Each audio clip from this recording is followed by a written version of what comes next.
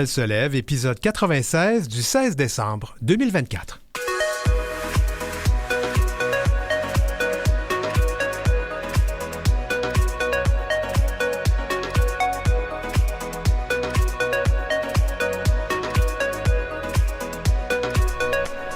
Au sommaire, démystifier la réalité des personnes intersexes.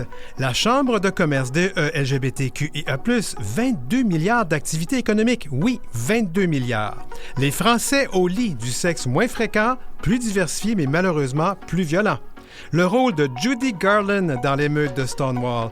Et le cuir dans nos communautés. Toute une histoire.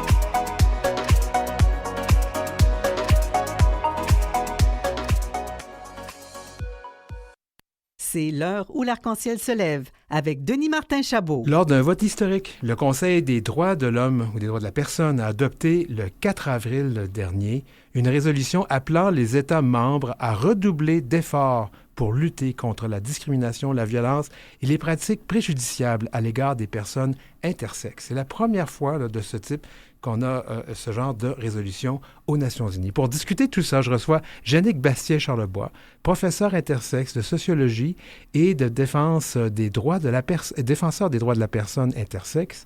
Elle enseigne à l'Université du Québec à Montréal. On a utilisé le pronom « elle ». Est-ce que c'est adéquat? Elle, yel. Les voilà, deux fonctionnent pour vous. Oui, tout à fait. Alors, allons-y. Donc, cette résolution déposée ou adoptée en avril 2024, ça représente quoi, cette avancée-là, pour les personnes ou le mouvement de reconnaissance des personnes intersexes ici au Canada? Bien, c'est un pas symbolique important parce que ça vient cautionner, valider la légitimité des revendications intersexes, la légitimité de la protection de notre autodétermination, de notre intégrité corporelle. Éventuellement, c'est le genre de prise de position qui peut influencer des législateurs en vue d'adopter des lois qui nous protègent. Alors, pour ceux qui... Bon, on vient d'expliquer ce que ça veut dire, cette résolution-là, mais il y a peut-être des personnes qui ne savent pas qu'est-ce que c'est qu'une personne intersexe. Qu'est-ce que c'est?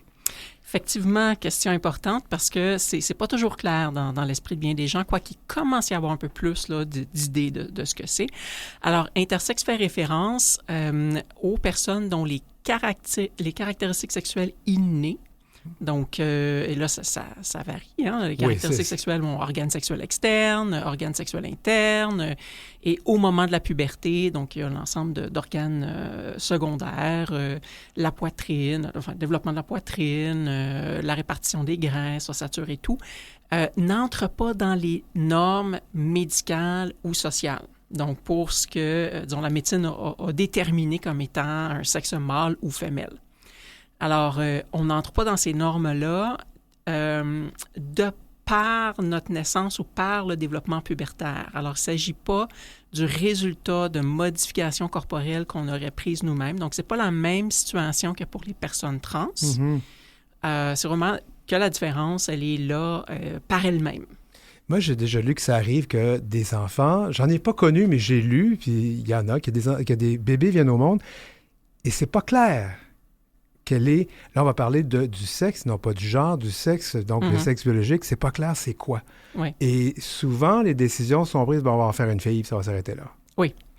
Alors, c'est ça, c'est que à la naissance ou même dans le développement fœtal, parce qu'aujourd'hui, avec les échographies, on est en mesure là, d'avoir une idée du développement fœtal, on peut remarquer que le corps correspond pas à ces, disons, définitions classiques, aux repères classiquement les femelles.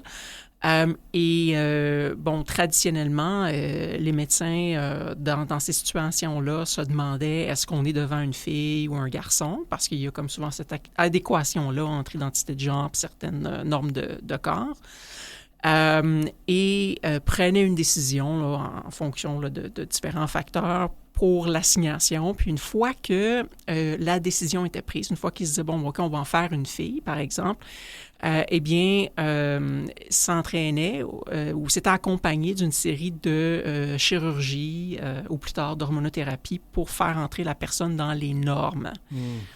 Alors, c'est ça. On Des fois, choisissait pour la personne, exactement. c'est ça. Des fois, il y a la différence, on ne va pas la remarquer toujours à la naissance. Des fois, elle peut se manifester à la puberté, donc dans les changements pubertaires, là, tels qu'ils viennent par eux-mêmes. Là, c'est différent que dans la situation là, des personnes trans. Alors, selon vous, là, c'est quoi les obstacles que les personnes intersexes vivent présentement au Québec? Alors, il n'y a pas de garantie ou de protection de l'intégrité corporelle et de l'autodétermination. Des enfants sont toujours à risque de subir des modifications corporelles, donc chirurgie, hormonothérapie, sans décider qu'est-ce qu'elle préfère pour elle-même. C'est vraiment... Je fais une petite interjection ici. C'est quand même étonnant parce qu'il y a des groupes qui militent pour interdire le droit des enfants de choisir, et on ne fait jamais de chirurgie pour ça, mais de choisir de s'identifier homme ou femme. Mais là, on peut décider pour eux quel sexe ils vont avoir. Oui, et ces mêmes groupes, généralement, voient aucune objection au fait qu'on subisse des interventions. Donc, il y a cet obstacle-là. Est-ce qu'il y en a d'autres? Vous êtes très peu visibles, les personnes intersexes. Oui. Et c'est dû tout le processus d'invisibilisation médicale. Pendant longtemps, la médecine enjoignait les parents de rien dire à l'enfant sur son corps de naissance, à quoi le corps ressemblait, et de rien dire aussi à propos là, des chirurgies que l'enfant subissait. Et donc, dans cette politique de secret-là, ça devenait difficile pour les personnes de se reconnaître comme intersexes. Elles n'avaient pas accès aux mots, d'une part. Et d'autre part, c'est ça, il y a une espèce de silence, de malaise. Tu peux avoir des cicatrices sur ton corps à des endroits étranges, mais tu ne reçois pas de réponse claire là-dessus. On t'envoie souvent faire des examens médicaux. Où là, t'es mis à nu, t'es photographié, t'es touché, t'es palpé, mais sans qu'on t'explique exactement qu'est-ce qui se passe. Comme un animal de laboratoire. Oui, et ou c'est un objet de curiosité, ça. Ouais. Et donc, les personnes vivaient souvent dans cet isolement-là, et c'était très difficile pour elles disons, de rejoindre d'autres gens, tu sais, elles étaient, mises à part. Moi, je vais vous amener, si ça ne vous dérange pas, sur votre histoire personnelle, parce que vous êtes vous-même, vous l'avez dit, une personne intersexe. Ça a été difficile de faire ce coming out-là? Oui, tout à fait, parce que, d'une part, j'avais pas tout le vocabulaire, la conceptualisation. Qu'est-ce qu'on dit de nous, comment on en parle, et aussi comment on en parle sans alimenter le voyeurisme, ou sans, disons, cautionner le tabou. Donc, c'est une très fine ligne. Et en quoi c'était plus difficile pour moi de faire un coming out comme intersexe que comme personne lesbienne, c'est que comme personne intersexe, notre différence est liée à nos organes sexuels. Donc, c'est un peu se mettre le projecteur entre les deux jambes. C'est-à-dire que même si on de nous-mêmes, on ne va pas commencer à décrire comment on est, on sait que dans l'esprit de certaines personnes qui n'ont jamais entendu parler de nous, c'est un peu comme un mystère. Puis des fois, il y a une espèce de curiosité. La personne commence à se poser des questions sur à quoi tu ressembles, c'était quoi, tu sais, comment tu étais configuré, etc. Donc, c'est assez gênant, surtout quand on traîne un historique de honte. Oui. J'aimerais rapidement qu'on termine là-dessus. Cette résolution-là, qu'est-ce que ça va changer? Quels sont vos espoirs avec les choses qui vont changer au Québec grâce à la résolution de l'ONU? À terme, parce qu'on n'est pas encore rendu là, à terme, ça va nous aider à passer une législation qui va interdire les interventions non consenties, qui va garantir l'autodétermination des personnes intersexes. Il y a de l'ouverture au gouvernement du Québec là-dessus? Vous ne savez pas encore? Pas vraiment. C'est parce que c'est qu'ils disent oui d'un côté, mais d'un autre côté, ils adhèrent au discours médical. Donc, je pense qu'il y a un manque d'informations sur ce qui en est. Bien, on va espérer que cet entretien-là va engendrer des conversations et de l'information, de la vraie information envers les gens. Alors, je voudrais vous remercier, Jannick Tremblay, c'est bien ça? Bastien Charlebois. Bastien Charlebois. Je ne sais pas pourquoi aujourd'hui je suis mêlé. Merci beaucoup, Jannick, d'avoir été avec nous, puis on va certainement reparler de ce sujet. Merci beaucoup, Denis Martin. Merci. C'est l'heure où l'arc-en-ciel se lève avec Denis Martin Chabot.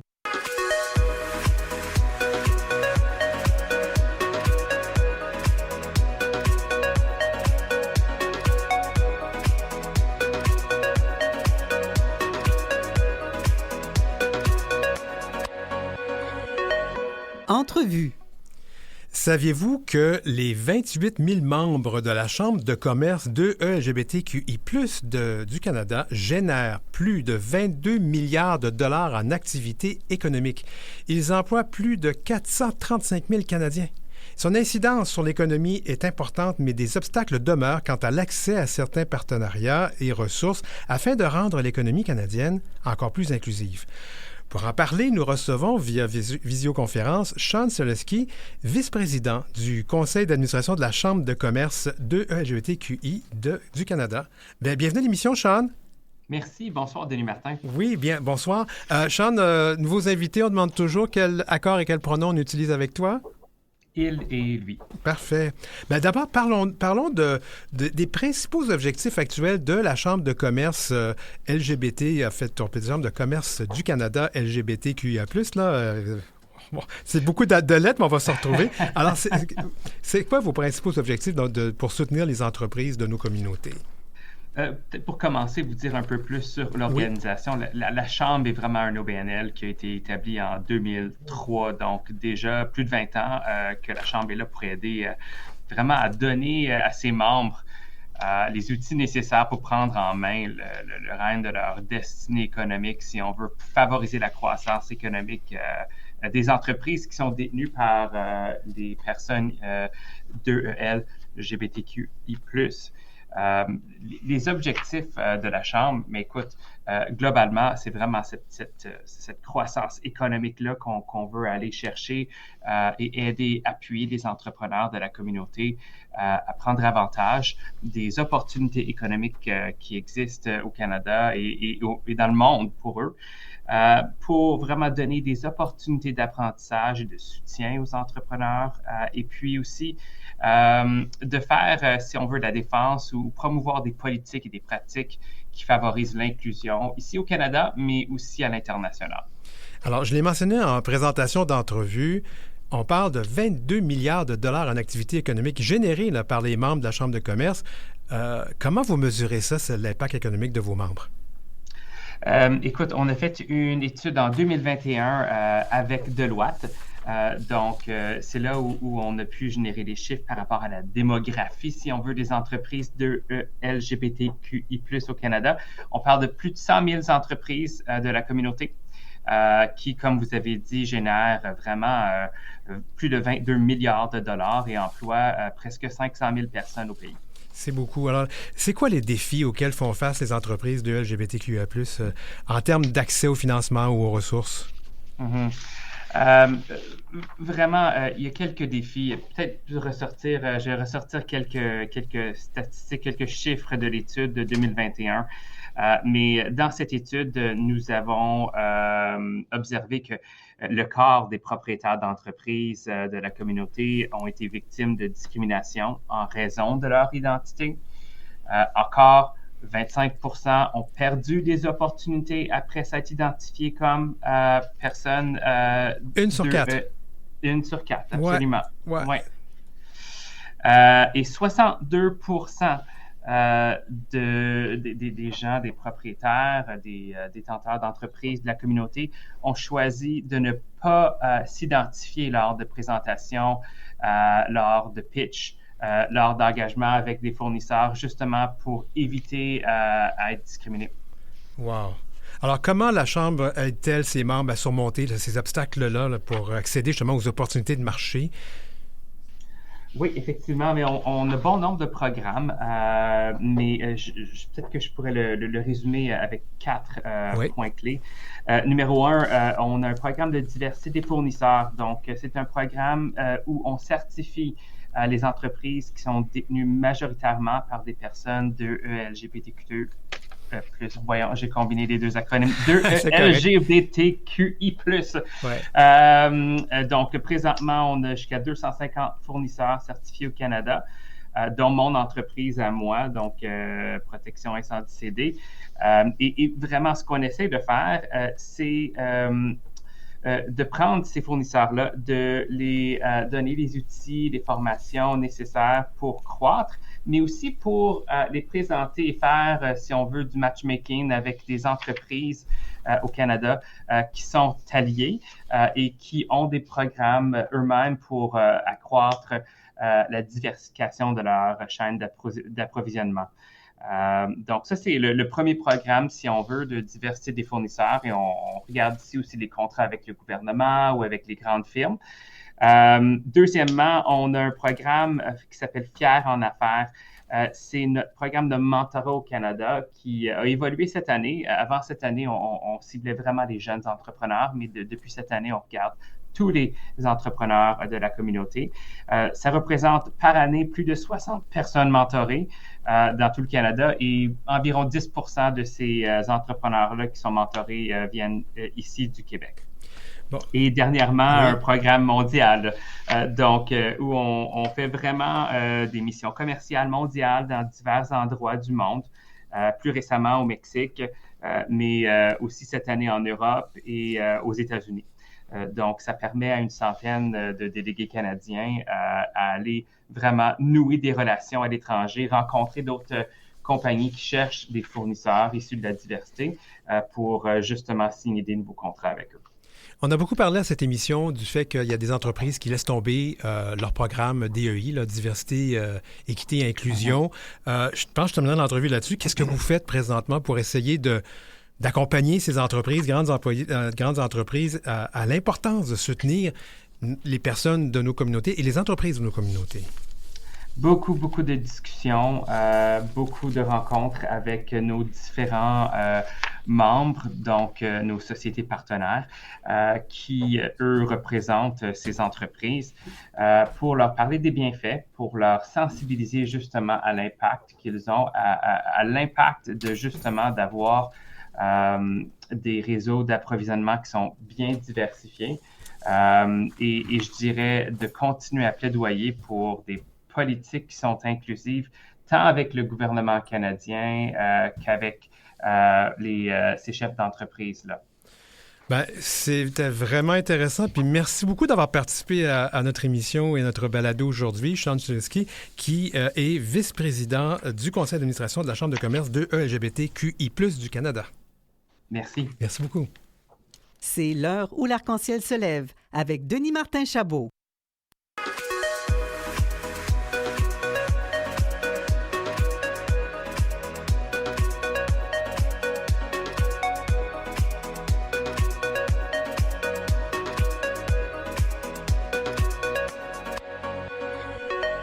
Entrevue. L'artiste Tom of Finland en a fait des icônes de beauté et de sexualité. Je parle de ces hommes hyper masculinisés, adeptes du cuir. L'œuvre de Tom of Finland est reconnue mondialement et fait l'objet d'expositions dans de grands musées du monde, dont tout récemment, ça a eu lieu au Musée des Beaux-Arts de Montréal. De l'extérieur de la communauté cuir, on décrit souvent le cuir comme étant un fétiche, mais pour plusieurs, c'est plutôt un mode de vie, voire une passion. Surtout chez les hommes gays, mais c'est aussi présent dans les autres communautés, donc de LGBTQIA+. Pour en parler, je reçois un vrai de vrai passionné qui tient une page Facebook, une chaîne YouTube dédiée au cuir. Alain Lacasse, bienvenue à l'émission. Bonsoir, M. Chabot. Chabot.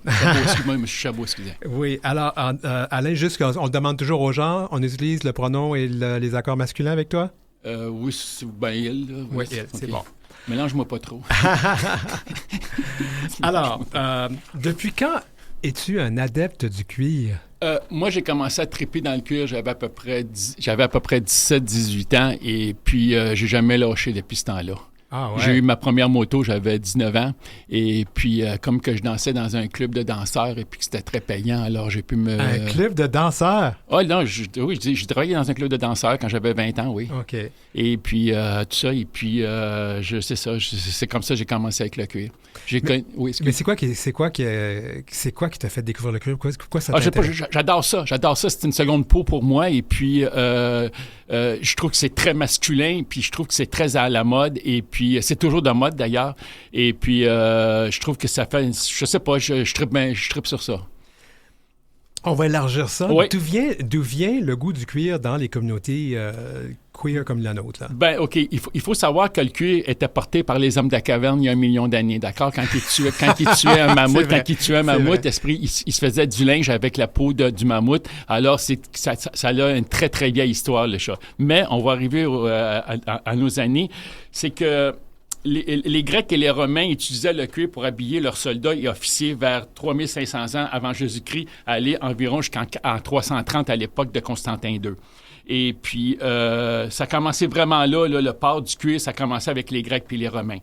Vers le 17e siècle, ça devient un mode de vie. Les manteaux, les tabliers, les pantalons, les chemises de cuir sont vendus couramment sur les marchés de l'époque du 17e siècle. Après ça, on arrive vers le 1800. Les Premières Nations américaines, ça veut dire les Premières Nations qui habitaient les États-Unis, eux, ils ont inventé ce qu'on appelle les chaps. Les chaps, c'est une forme de demi-pantalon où ce que les fesses, le fessier, si on veut, ainsi que le devant est à l'air. Ces chaps-là avaient été inventés par les Indiens pour se protéger contre les morsures de serpents, qui étaient très beaucoup à l'époque. Mais ils n'avaient pas peur de se faire mordre aux fesses? Je sais pas, ça m'a l'air que c'était surtout pour protéger les jambes. D'ailleurs, c'est une des raisons pourquoi que les cowboys en ont fait un de leurs emblèmes de masculinité puis d'habillement. C'est à cause de ça. Okay. Les cowboys, dans les années 1880, aller jusqu'à 1900, ils portaient ça parce que ça les protégeait contre les morsures de serpents à sonnette et puis tout ça. Et puis, ça les protégeait aussi quand ils tombaient à terre de leur cheval. Après ça, on arrive vers 1900. On a commencé à créer des super belles garde-robes de cuir pour hommes, surtout à Londres et à New York. Il était très, très beau de voir des gens tout habillés en cuir, mais avec veston, cravate et tout, vers les années 1900. Après ça, en 1928, les frères Scott inventent le blouson de cuir Perfecto pour les motards. C'est exactement ça, le Perfecto. C'est exactement ça. C'est pas un perfecto, c'est une imitation. Là, juste pour le... Oui, c'est le manteau qu'on voit régulièrement. Même il y a des gars en moto absolument partout. Oui, c'est ça. Ça, c'est le style que les frères Scott ont sorti en 1928. Et à partir de ce moment-là, les clubs de motards ont commencé à porter des chaps parce qu'ils s'apercevaient que ça les protégeait contre la poussière. Puis quand ils les petits cailloux, puis tout ça. C'est ça, les petits cailloux, puis tous ces trucs-là. Les premiers... Ce qui nous emmène à les premiers clubs gays dits de cuir qu'on appelle. Bon, ça a commencé des années 68-69 après l'émeute de Stonewall à New York en 1969 contre la répression gay. Ça a commencé là vraiment les clubs de cuir. Les gars, qu'est-ce qu'ils faisaient? C'est qu'ils s'achetaient des garages, et puis parce que ces gars-là avaient des motos, et puis ils transformaient ça en club de cuir, c'est tout. C'est comme ça a commencé avec les frères Scott. En 1928, ils ont ouvert le premier bar gay en moto, en cuir. Wow. Et puis, à l'époque, le Harley Davidson commençait à construire ses motos, ses quelques premières motos et tout ça. Après ça, on arrive... en 1970, les premiers bars officiels de clubs de cuir ouvrent à Montréal. Le premier, il s'appelait le Buds. Okay? Ça, c'est sur la rue Stanley dans les années 75 à peu près, 1975 si je ne me trompe pas, d'accord? À côté du Hollywood, du Limelight et ainsi que du Studio 1. C'était le quartier, c'était l'endroit gay de Montréal dans les années 75 puis 80. C'est là qu'on se tenait. Et puis, en 1979, malheureusement, puis à San Francisco aussi, ça s'est énormément développé, surtout à San Francisco. D'accord? Il y avait beaucoup de gars de cuir à San Francisco dans les années 75-80. Malheureusement, entre 1979 et 85, il y a eu ce qu'on appelle la grosse crise du sida, qui malheureusement a affecté plus de 60% de la communauté de cuir au Québec. Autrement dit, qu'il y a eu 60% de cuir qui sont morts durant la crise du sida dans les années 78, aller jusqu'à 80, là, ça mourait, là, comme je suis à tous les jours, il y en avait une centaine qui mouraient. Là. C'était, là, il n'y avait pas de médicaments, il n'y avait pas de sérum, il n'y avait rien. Les médecins ne savaient pas trop quoi faire avec ça. Mais surtout, qu'est-ce qui m'a écœuré le plus, parce qu'à cette époque-là, j'avais 18-19 ans, c'est la stigmatisation qu'on a faite des gens décidéens. On les a méprisés. On va rester au cuir parce qu'on va manquer de temps. D'accord. Après ça, moi, je vais t'amener à... Pour beaucoup de personnes, on associe le cuir à une certaine sexualité. Est-ce que c'est vrai? Oui, je parle du BDSM, là. Oui, puis non. BDSM, là, on va mettre une chose au clair, d'accord? BDSM, Ça, c'est des trucs qui ont été créés par les gars de cuir, d'accord? À une certaine époque, dans les années 70-75, OK? C'est Bandage Domination, ça, c'est ça. Ouais. C'est que aujourd'hui, en 2024, c'est plus la même forme de BDSM qu'on pratiquait il y a 20 ans il y a 40 ans. Aujourd'hui, c'est beaucoup plus sûr, beaucoup plus sécuritaire et puis surtout, c'est moderne. Et ça se fait avec le consentement. Ça va avec le consentement de la personne. Et puis, pour moi, comme moi, je fréquente de nombreux donjons, tels le Palace puis l'Orage, je peux vous dire qu'à cette heure, c'est très consensuel et puis c'est plus comme avant. Oui, excuse. Oui, parce que le temps presse. Est-ce que les gens qui s'habillent en cuir se promènent dans la rue en cuir? Comment on vit maintenant cette réalité-là en 2024? Ça, malheureusement, j'ai une mauvaise nouvelle pour vous, M. Chabot. C'est que moi, j'ai fait une étude pendant une semaine. Je me suis promené dans le village entre 19h et 21h, justement pour garder pendant une semaine. Je suis allé dimanche, lundi, mardi, mercredi, jeudi, vendredi, samedi, pour voir s'il y avait des gars de cuir qui se tenaient dans le village. Malheureusement, j'en ai pas trouvé. D'accord? Ouais. Les gars de cuir, tu vois quand que le Stud ou l'Aigle Noir fait des spéciaux comme les 5 à 7 des Phoenix ou quand que le Stud organise un spécial cuir. Là, tu vas les voir. Mais en dehors de ça, tu n'as pas grand chance de voir des gars de cuir dans le village par les temps qui courent. Rapidement, ça coûte cher s'habiller en cuir? Ah, il faut calculer. Écoutez, pour avoir des pantalons, un veston, puis le casquette, puis les bottes, il faut calculer 1 000 $.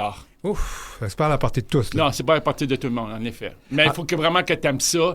Et puis, moi, j'aime ça. Je m'habille en cuir pour aller au gym. Je m'habille en cuir pour aller à la banque. Pour venir en entrevue à la radio. À la radio, puis ça. Et puis, d'ailleurs, vous regarderez mon vidéo. Là, j'ai fait une vidéo là-dessus. Je vais faire ça sur YouTube. Et puis, tout ça. Et puis, non, j'aime le cuir. Qu'est-ce que je te dis? J'aime le cuir. C'est une passion. Ah, c'est vraiment une passion, monsieur, qui dépasse la raison parfois. Ah, qui dépasse la raison du portefeuille. Mais on va devoir arrêter ça ici, Alain Lacasse. Alain Lacasse, un vrai, vous l'avez entendu, un vrai passionné du cuir. Puis c'est vrai qu'à cette émission ici, on parle de tout. Le cuir, c'est une communauté importante dans nos communautés. Bien, je vous remercie de m'avoir reçu. Puis n'importe quel temps, vous voulez avoir des détails, n'importe quoi, une entrevue, ça va me faire plaisir de vous... On peut le trouver sur YouTube et sur Facebook. On le trouve sur YouTube ou sur Facebook, là, ça. Puis de toute façon, vous avez mes coordonnées. Merci beaucoup. Pour joindre l'équipe de l'heure où l'arc-en-ciel se lève, écrivez-nous à heureciel@gmail.com, heureciel en un seul mot, @gmail.com. Suivez Denis Martin Chabot sur Facebook et Instagram, @DM Chabot Auteur et sur LinkedIn, Denis-Martin-Chabot. En deuxième partie, la sexualité des anges, ben non, on va parler de la sexualité des Français au segment Transatlant Queer. Et puis Judy Garland, Dorothée et les icônes queer à la chronique Queer Côté Geek avec Philippe Aubert-Côté.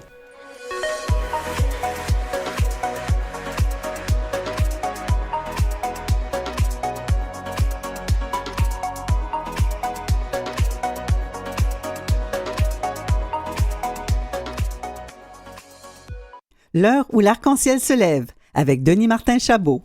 En deuxième partie, quel a été le rôle qu'a joué Judy Garland dans les émeutes de Stonewall? Mais avant, on va parler non pas de la sexualité des anges, mais la sexualité des Français. Moins souvent, mais plus queer, mais parfois, malheureusement, trop violent.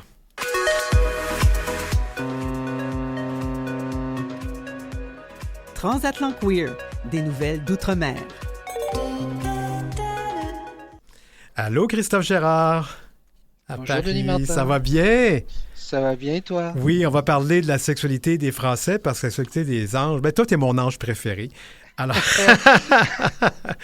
J'étais en train de me dire, tu considères les Français comme n'étant pas des anges. Ben, écoute, il n'y a pas beaucoup d'anges partout sur la planète. Allons-y. Allons-y. Alors, on parle de la sexualité des Français. Oui, tout à fait. L'INSERM, l'Institut national de la santé et de la recherche médicale, vient de publier les résultats de sa 4e enquête sur le comportement sexuel des Français depuis 1970. La précédente étude date de 2006, ce qui fait que ça fait presque 20 ans. Et ce qu'on peut dire, c'est que les choses ont évolué sur ce laps de temps, ce qui est d'un point de vue sociétal assez intéressant. Alors, qu'est-ce qui a changé en 20 ans? Alors, si on doit résumer, c'est un peu ce que tu disais en accroche. Les pratiques sont plus variées, les rapports moins fréquents et le niveau de violence reste assez élevé, ce qui est pour le coup assez inquiétant. Alors, qu'est-ce que tu peux nous dire de plus là-dessus, là? Alors, le premier constat réside dans l'âge du premier rapport sexuel, hein, puisque l'enquête montre que l'âge médian de ce premier rapport est de 18 ans 2 pour les femmes, hein, 17 ans, un peu plus de 17 ans pour les hommes. En 2023, c'était 17,3 ans sur la précédente étude, que ce soit pour les hommes et pour les femmes. Donc, on fait l'amour beaucoup plus tard pour la première fois. Et oui, je continue. Oui, oui. Alors en fait, l'autre point d'augmentation, c'est le nombre moyen de partenaires des femmes qui ont entre 18 et 69 ans, qui est passé de 3,4 en moyenne au cours de la vie en 92 à 7,9 en 2023. Pour ce qui est des hommes, ils déclaraient autour de 11 partenaires entre 92 et 2006. En 2023, le nombre est de 16 pardon, partenaires, donc un Ouais. beaucoup plus élevé. C'est à se demander qui a fait augmenter le nombre de partenaires. Cela dit, bon, OK, je fais des blagues, mais ça fait du bien parce que c'est pas tout à fait toujours drôle. Alors, c'est pas le seul changement. Non, on remarque en fait que le répertoire des pratiques s'est diversifié. Elles sont moins hétéronormées. Alors, ce que j'entends par hétéronormé, ce sont des rapports vaginaux. De plus en plus d'hommes et de femmes déclarent avoir expérimenté d'autres pratiques que les rapports vaginaux, justement. On parle de masturbation, de sexe oral et de rapports anaux. Et si on s'intéresse plus particulièrement aux rapports anaux, on constate que 23,4% des femmes en 92, en 2023, on est à 38,9%. L'augmentation est encore plus forte pour les hommes, hein, puisqu'on est passé de 29,6% à 57,4%. Plus de la moitié. Mm, Bon, puis ça, tout à fait. c'est pas tous des hommes gays quand même. Alors, Non. quelles sont les modifications par rapport... Je suis désolé, mais c'est parce que quand je lis ça, je leur disais ça, j'ai cette réaction-là à chaque fois. Quelles sont les modifications là, par rapport à nos communautés, justement? Il y a du positif, hein, et c'est d'ailleurs il y a un contraste par rapport au nombre d'actes LGBT-phobes qu'on constate ici en France, hein, qui sont répertoriés chaque année. Ce qu'on constate, c'est que l'acceptation sociale de l'homosexualité est en hausse. En 2023, c'est 69,6% des femmes et 56,2% des hommes de plus de 18 ans qui considèrent l'homosexualité comme une sexualité comme les autres. Par contre, il y a encore du travail à faire, hein, pour changer les mentalités sur les questions de genre. En effet, les opinions sur la transidentité sont nettement moins favorables. C'est 41,9% des femmes et 31,6% des femmes qui estiment qu'il s'agit d'une identité comme une autre. Autre phénomène notoire en ce qui concerne nos communautés, c'est que le nombre de personnes qui s'engagent dans une sexualité non exclusivement hétérosexuelle augmente très nettement.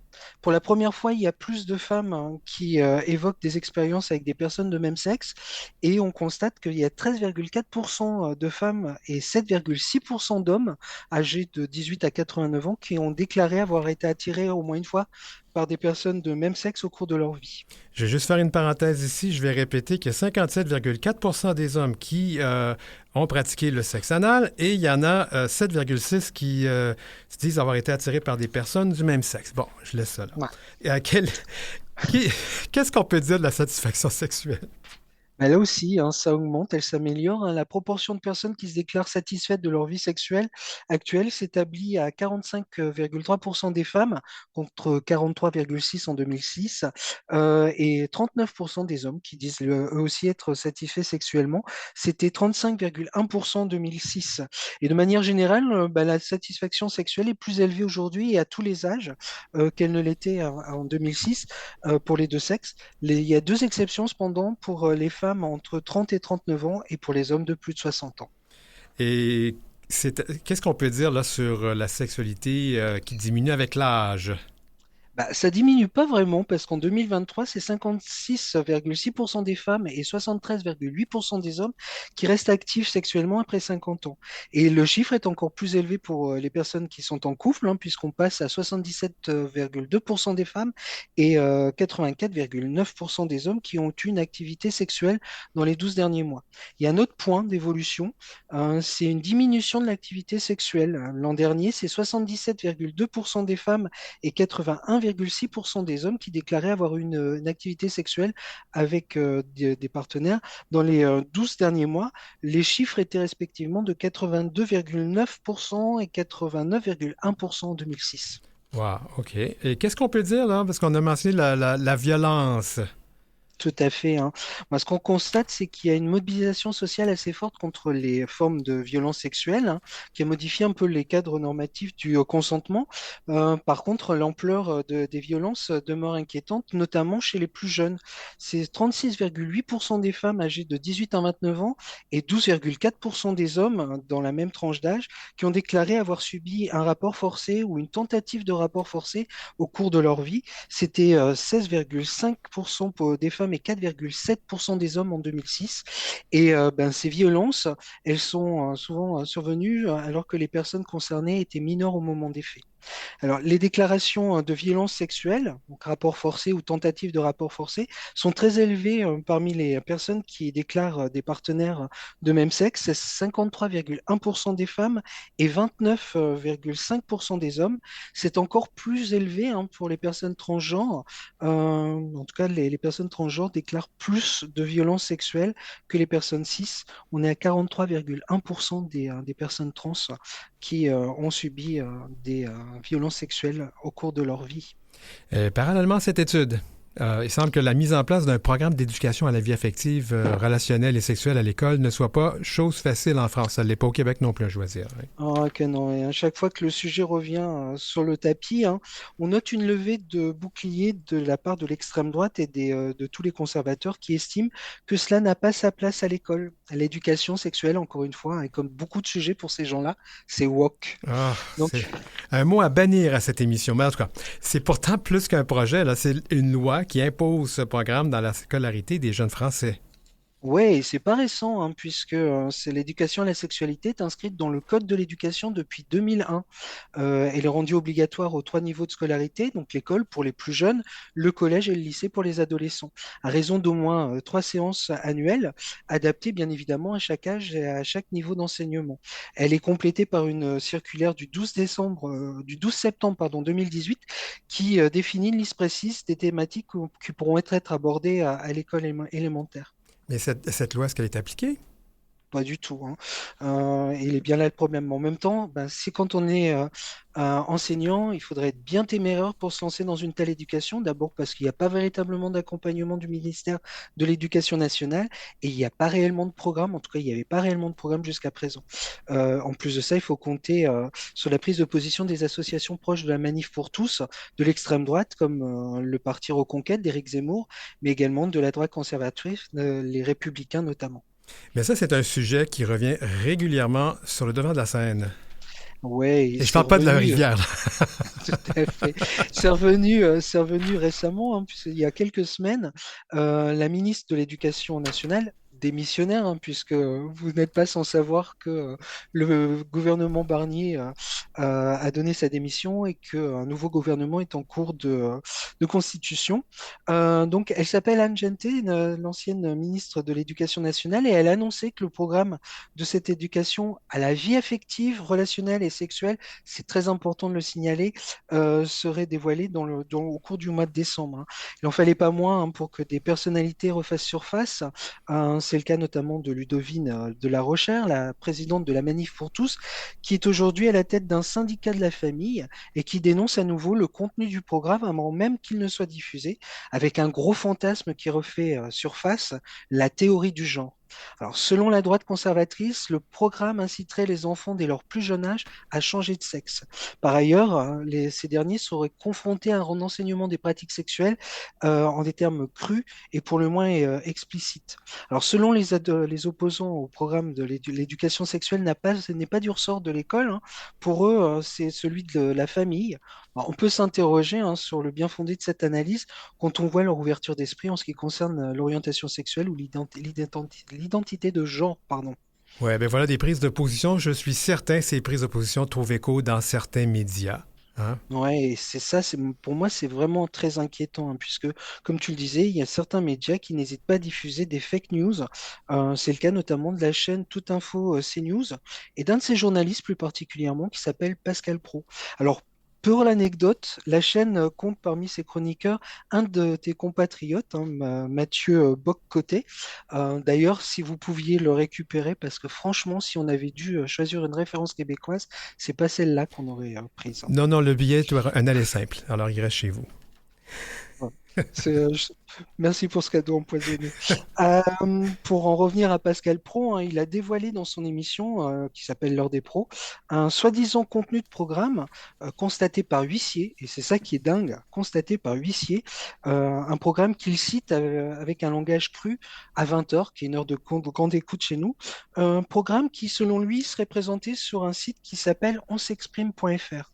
Bon, est-ce que est-ce vraiment le sommaire là, du programme?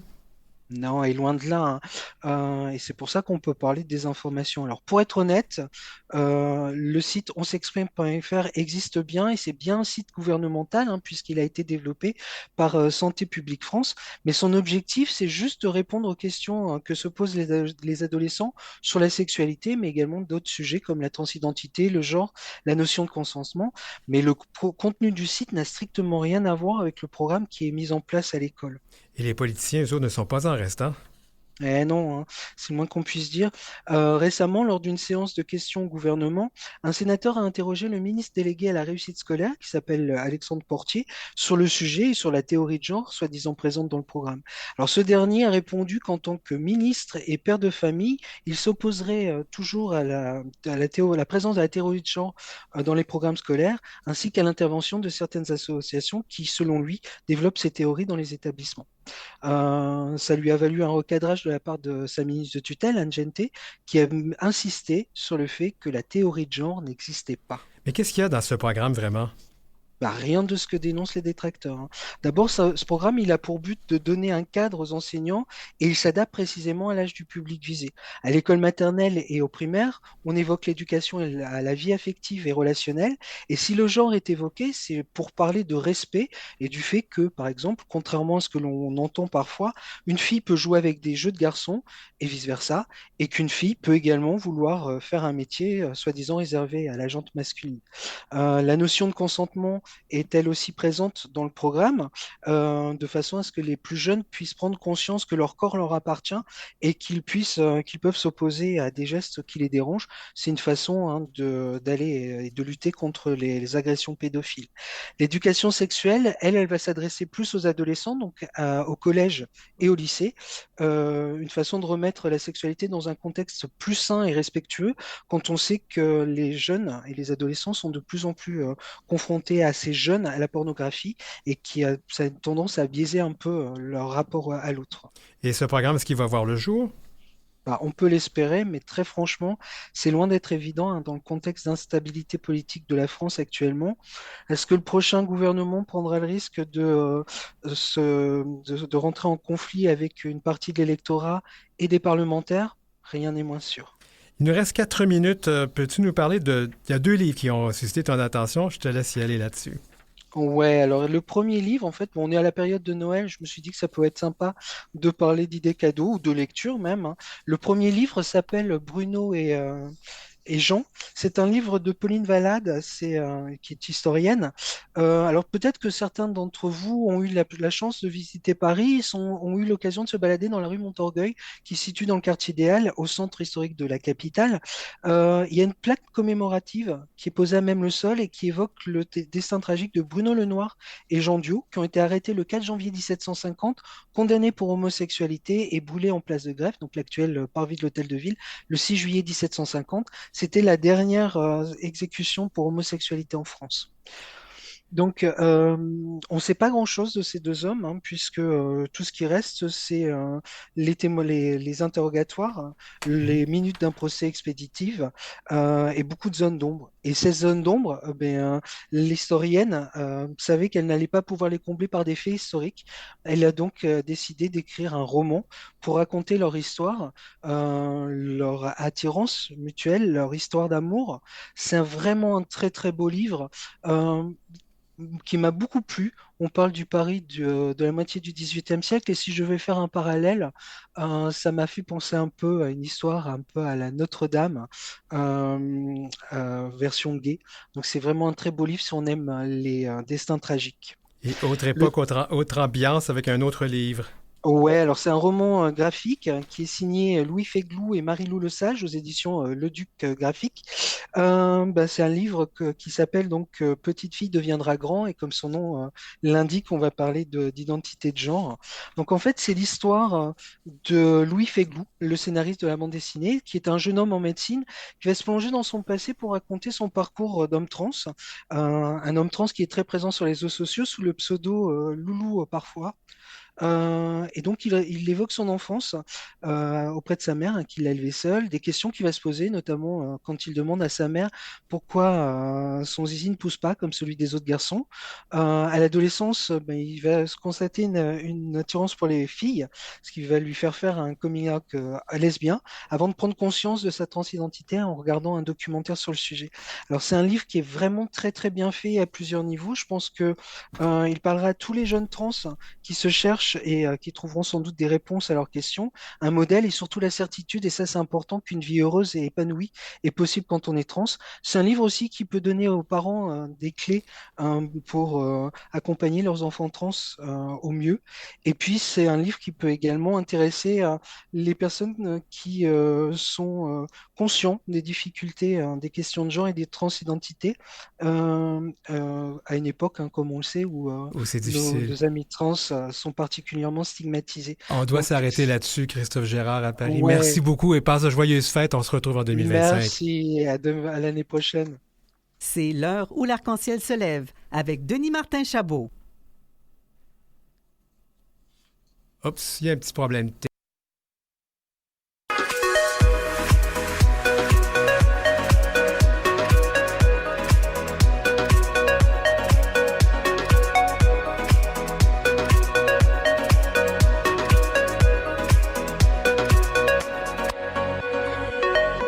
Queer Côté Geek avec Philippe Aubert-Côté. You're off to see the wizard, the wonderful Wizard of Oz. You'll find he is a wizard, a whiz, if ever a whiz there was. If ever a whiz there was, the Wizard of Oz is one big... Salut Philippe Aubert. Ben quoi, c'est rare qu'on me voit danser, Ça mais fait bon. du bien de terminer l'émission là, parce que les nouvelles sont pas toujours très bonnes. À Noël, on écoute donc Le Magicien d'Oz. Oui, chaque année, c'est un classique du temps des fêtes. Je sors mes souliers de rubis, puis je me rends au IGA en me déplaçant comme la sorcière de l'Ouest, là, en apparaissant puis en disparaissant dans La un prochaine grand... fois, je veux une photo sur les réseaux sociaux. Ah oui, il aime pas trop ça quand je fonce au IGA, là, parce que ça fait de la fumée, mais bon, ça a de la gueule quand même. Là. J'aimerais voir Barbada ou Meadow Lamotte faire ça sur scène. Arriver comme la sorcière de l'Ouest, là, avec du feu, là, ça serait quelque chose. Un grand classique que j'adore. Ouais. Donc, on écoute des films pendant le temps des fêtes, celui-ci en particulier. Oui, celui-ci en particulier. Grand classique de Noël pour moi puis ma génération. On avait une série animée quand on était jeune qui nous a marqué. Mon chum aime ça aussi la regarder sur YouTube. Là. Mais c'est un film que je trouve fascinant. Ça a marqué mon enfance et qui entretient une relation vraiment particulière avec la communauté gay aussi et la communauté LGBTQ+, en général aussi. Et assez fascinant parce que, oui, à cause de l'actrice Judy Garland qui interprétait le personnage de Dorothée dans Le Magicien d'Oz, elle a des liens avec la communauté qui sont assez avérés. À une époque même, c'était un code entre personnes gays de dire pour dire que je suis gay sans qu'on le comprenne, on disait je suis un ami de Dorothée. On disait Je me rappelais de ça, oui. C'est une drôle de convention. Les Anglais disaient, eux, je suis un ami de Madame Leroy, tu sais. En anglais, là, je ne sortirais pas mon accent british pour le dire, mais on employait Dorothée ici et ailleurs. Et pourquoi cette association-là, c'est mystérieux? Est-ce que c'est à cause du pays d'Oz qui présentait comme une sorte de communauté idéale où la communauté queer aurait pu se réfugier? Est-ce que c'est parce que Judy Garland a eu aussi beaucoup de personnes gays dans son entourage? On ne sait pas trop. Puis il y en a qui se demandent même, est-ce qu'il y a un lien entre notre drapeau, le drapeau arc-en-ciel, et le Magicien d'Oz aussi? La Yellow Brick Road, là. La Yellow Brick Road. Donc le jaune sur... oui. Exact. Puis la chanson Somewhere over the Rainbow, tu sais, quelque part au-delà de l'arc-en-ciel. Tu sais. Certains se demandent s'il n'y a pas un lien parce que Gilbert Baker, qui a conçu le drapeau de la fierté à la demande d'Harvey Milk, d'ailleurs, est un grand fan de Judy Garland. Tu sais, mais on ne sait pas si c'est ça, s'il y a un lien, mais c'est dans les esprits. Est-ce qu'on parle d'un rôle de Judy Garland dans l'émeute de Stonewall? Oui, ça, c'est l'association la plus mystérieuse qu'il y a entre le personnage de Dorothée et la communauté queer. C'est une légende qui est assez tenace. Ah oui? Et Comme quoi que les émeutes de Stonewall, qui est un événement fondateur dans notre histoire, seraient en partie causées par Judy Garland. Comment ça peut arriver, ça? Comment ça peut arriver? Il faut se remettre dans le contexte. Hein? Les émeutes de Stonewall, ça a survenu dans la nuit du 27 au 28 juin 1969. Pour situer les gens, là, quelques semaines après, on marchait sur la Lune pour la première fois. OK. C'est quand même loin, tu sais. C'est arrivé à la fin des années 60, une époque qui était marquée par les luttes pour les droits civils. Il y a Martin Luther King qui venait juste de se faire assassiner, Robert F. Kennedy aussi. Mai 1968, il y avait des grosses manifestations en France. C'était l'Expo 67 ici. Tu sais. Il y avait beaucoup de changements sociaux, beaucoup de mouvements où on s'affranchissait. Tu sais, les minorités, tout ça, bon, s'affirmait. Il y avait des mouvements pour les droits LGBTQ+, mais on disait qu'ils étaient trop gentils. Hein, il essayait d'aller de façon diplomatique, tout ça, tu sais. Stonewall a marqué un tournant là-dedans. C'est une émeute qui est arrivée la nuit du 27 au 28 juin 1969 au Stonewall Inn à New York, donc qui était un bar gay-friendly, qui avait des descentes de police très fréquentes, là, puis on fichait les gens. Si vous étiez habillés comme des femmes, mon Dieu, vous aviez un mauvais dossier, tout ça, bon. La police a débarqué cette nuit-là et à 1h du matin, mais là, les gens ont décidé que non, les drag queens, les lesbiennes, les gays, tout ça, ont dit qu'ils ne se laissaient pas embarquer de même. Ils sont restés sur place puis ils ont protesté. Et, puis je rappelle que c'était des femmes trans racisées qui ont mené cette émeute-là. Oui, dans certaines reconstitutions même, c'est même elles qui auraient parti le bal, tu sais. Qui aurait parti le bal? Qu'est-ce qui a parti le bal à Stonewall? Certains pensent que c'est Judy Garland parce que... Ben, t'es pas morte, là? Elle est morte le 22 juin 1969, quelques jours avant, à Londres. Et ses funérailles ont lieu à New York le 27 juin 1969, quelques heures avant les émeutes de Stonewall. Et là, la légende veut que certaines personnes qui étaient présentes au Stonewall Inn voulaient faire une veillée commémorative pour Judy Garland. Et ils étaient très émus, tout ça. Puis là, quand la police a débarqué, ça a été not today, Satan. Là. Pas aujourd'hui, la police, là. Foutez-nous la paix. Et c'est pour ça que ça aurait dégénéré. Alors, cette version est contestée. Contestée. Mythe ou réalité, donc? Mythe ou réalité. D'où ça vient, cette histoire-là? Il y a un... je me suis mis dans mes notes. Excusez-moi. On est rendu au numéro 4. Voilà, numéro 4. Voilà, c'est correct, ça arrive, ce genre de j'avais truc. viré mes feuilles à l'envers. Ouais. Donc, il y a plusieurs sources à ce mythe-là. Il y a un écrivain du nom d'Edmund White, en 1988, qui mentionne ce scénario-là dans un roman qui s'appelle « La tendresse sur la peau ».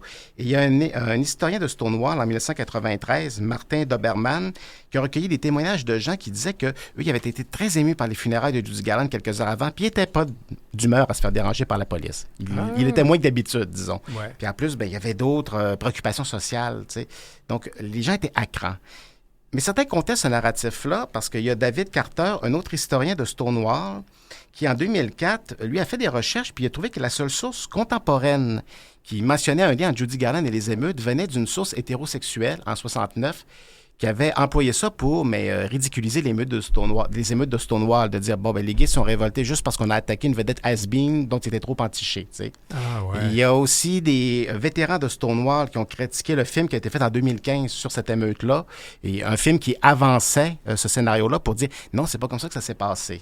Donc, c'est controversé, mais quand on commence à fouiller, c'est dur d'invalider ce narratif-là.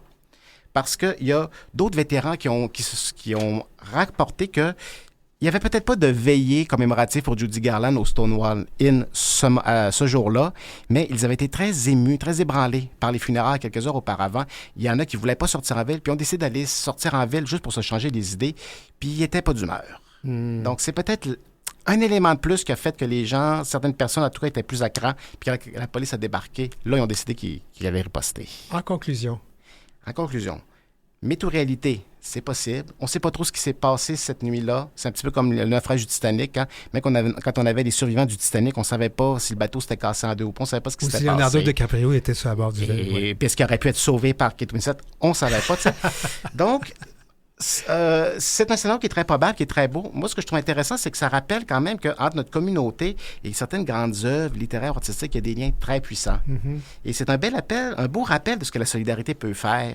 Parce que qu'est-ce qui s'est passé ce soir-là au Stonewall Inn? C'est que les gays, les lesbiennes, les trans, les personnes racisées, tout le monde s'est uni contre la police. Oui. On peut faire ça. Excusez-moi, j'ai cogné sur la table. C'est correct. Oui, continuons donc. On peut donc parler de la même chose pour Stonewall. Oui. Et on a beaucoup oublié Marsha P. Johnson. Alors ça aussi, le récit a besoin d'être fait, je pense. Hein? Mais d'être fait, parce que certains racontent que c'est elle qui avait démarré l'émeute. Est-ce que c'est en insultant les policiers, en lançant un verre? On ne sait pas trop. Elle-même a dit qu'elle était arrivée après le début de l'émeute. Donc, c'est une nuit qui a encore plein de mystères encore aujourd'hui. Ah, oui. Vraiment fascinant. Bon, ben, on va écouter le Magicien d'Oz pour les fêtes. Puis on va penser avec tout un autre œil. Merci beaucoup, Philippe Aubert-Côté. Merci beaucoup, Denis Martin.